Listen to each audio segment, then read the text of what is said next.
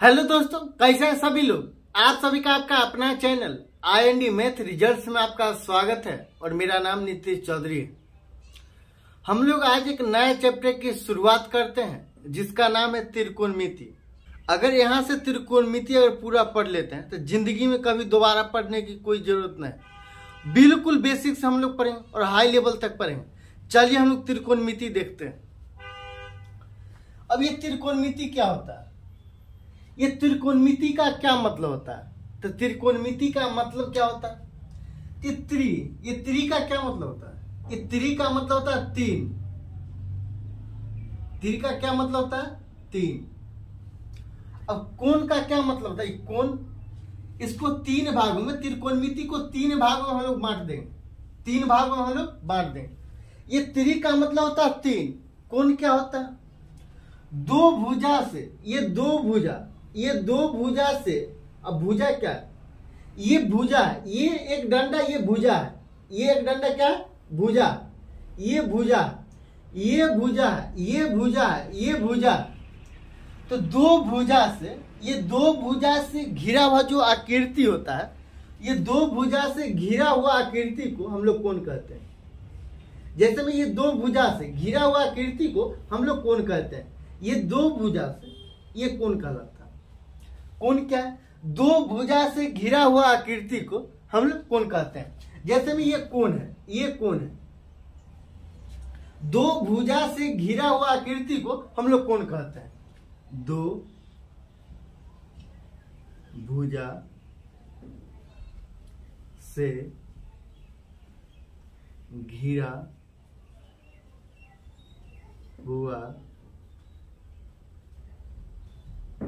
आकृति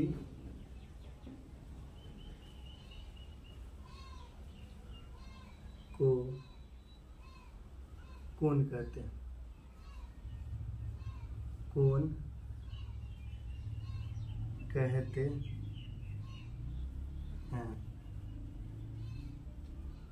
दो भुजा से घिरा हुआ आकृति को कोण कहते हैं। अब मिति का क्या मतलब, मिति का मतलब होता है आकृति।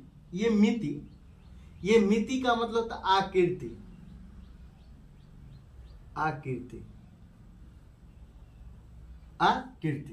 अब ये त्रिकोणमिति क्या है, त्रिकोणमिति क्या है। त्रिकोणमिति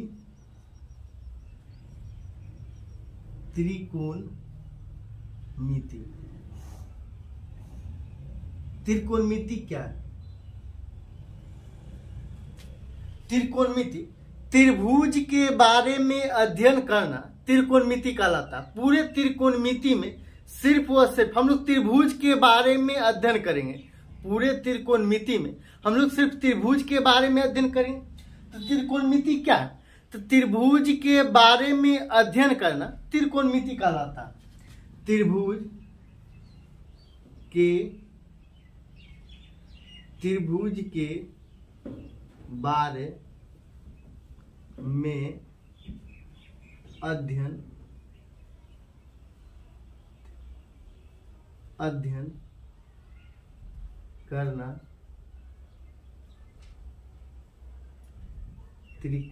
त्रिकोणमिति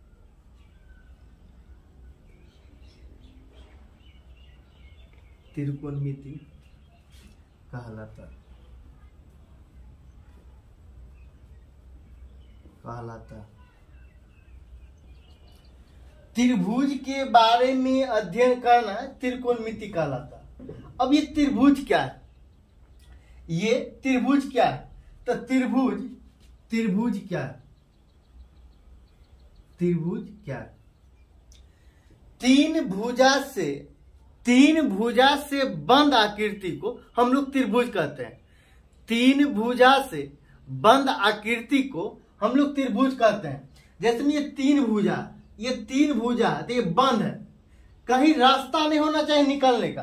तीन भुजा से बंद आकृति को हम लोग त्रिभुज कहते हैं। जैसे में ये त्रिभुज नहीं है, ये त्रिभुज नहीं है, जब यहाँ पे ये रास्ता है ये त्रिभुज नहीं। तीन भुजा से बंद होना चाहिए, आकृति क्या होना चाहिए, बंद होना चाहिए। तो तीन भुजा से बंद आकृति को हम लोग त्रिभुज कहते हैं। तीन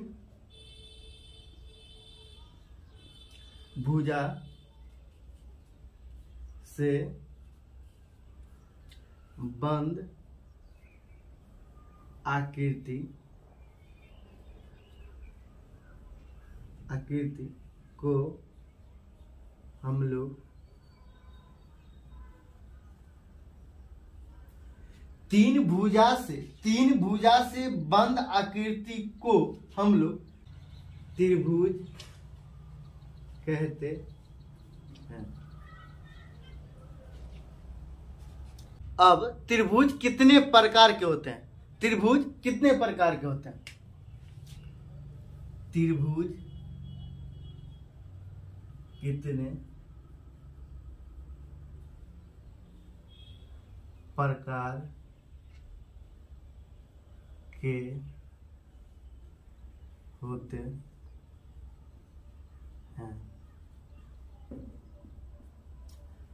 त्रिभुज भुजा के आधार पर भी तीन प्रकार के होते हैं और त्रिभुज कोण के आधार पर भी तीन प्रकार के होते हैं।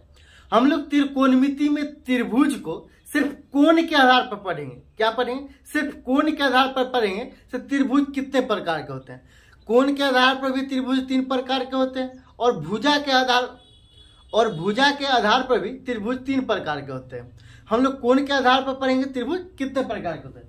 त्रिभुज कोण के आधार पर तीन प्रकार के होते हैं। पहला निम्न कोण त्रिभुज।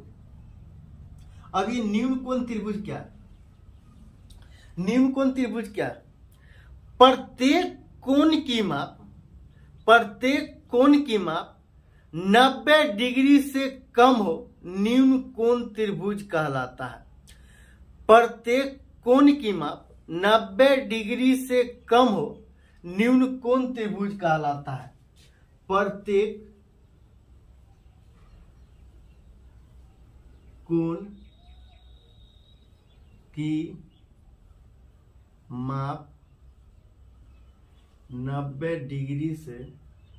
डिग्री से कम हो निम्न कोण त्रिभुज कहलाता है।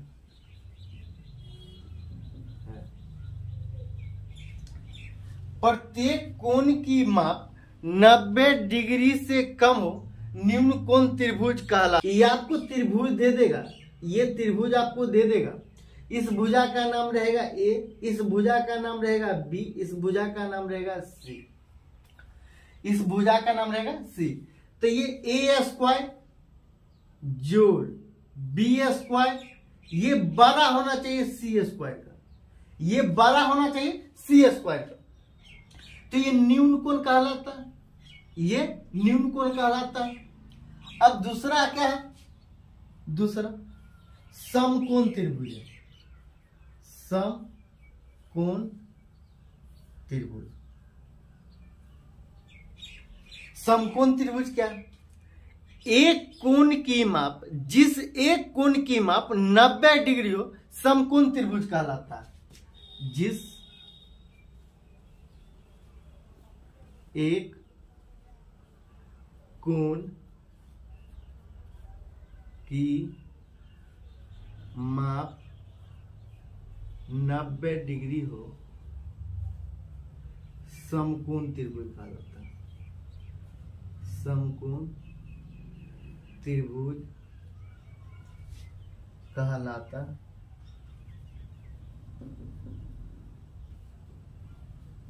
है। जिस एक कोण की माप 90 डिग्री हो समकोण त्रिभुज कहलाता है। जैसे मैं आपको ये त्रिभुज दे देगा, ये त्रिभुज दे देगा और एक कोण, ये एक कोण, ये एक कोण, ये एक कोण 90 डिग्री होना चाहिए, ये कोण 90 डिग्री होना चाहिए, ये 90 डिग्री होना चाहिए। जैसे में ये भुजा का नाम है ए, इस भुजा का नाम है बी, इस भुजा का नाम है सी। तो यहां पर होना चाहिए ए स्क्वायर जोड़ बी स्क्वायर बराबर होना चाहिए सी स्क्वायर का। ये समकोण त्रिभुज का नियम। अब अधिक कोण त्रिभुज क्या है? ये अधिक कोण त्रिभुज क्या है? अधिक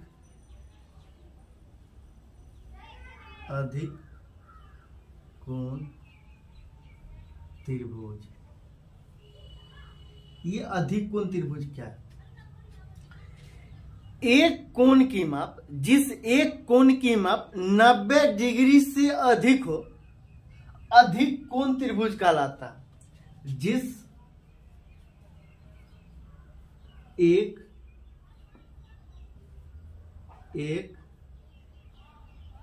कोण की माप 90 डिग्री से